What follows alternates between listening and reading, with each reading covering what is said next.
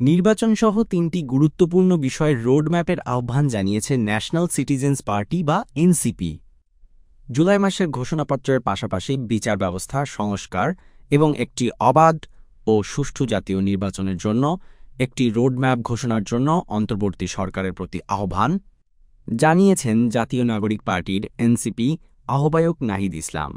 আজ শনিবার এনসিপির এক সংবাদ সম্মেলনে তিনি এই আহ্বান জানান। এই সময় এনসিপির আহ্বায়ক নাহিদ ইসলাম বলেন, নির্ধারিত সময়ের মধ্যেই জুলাই মাসের ঘোষণাপত্র প্রকাশ করা উচিত। বিচার সংস্কার এবং নির্বাচনের রোডম্যাপ একত্রে ঘোষণা করা দরকার। সবার সঙ্গে আলোচনা করে একটি সুষ্ঠু সমাধানে যাওয়ার প্রয়োজন রয়েছে। আমাদের সবাইকে দায়িত্বশীলভাবে আলোচনা করতে হবে। আমাদের জাতীয় নিরাপত্তা ও ভবিষ্যৎ বাংলাদেশের কথা ভেবে আমাদেরকে দায়িত্বশীল আচরণ করতে হবে। স্থানীয় সরকার নির্বাচন নিয়ে নাহিদ বলেন, স্থানীয় সরকার নির্বাচনের দিকে যাওয়া উচিত। আমরা মনে করি নির্বাচন কমিশন জনগণের আস্থা হারিয়েছে।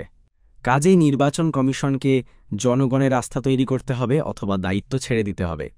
ছাত্র উপদেষ্টাদের প্রসঙ্গে তিনি বলেন, তারা অর্থাৎ আসিফ মাহমুদ ও মাহফুজ আলম গণ অভ্যুত্থানের পরিপ্রেক্ষিতে গণ অভ্যুত্থানের প্রতিনিধি হিসেবে সেই সময় সরকারে গিয়েছিলেন।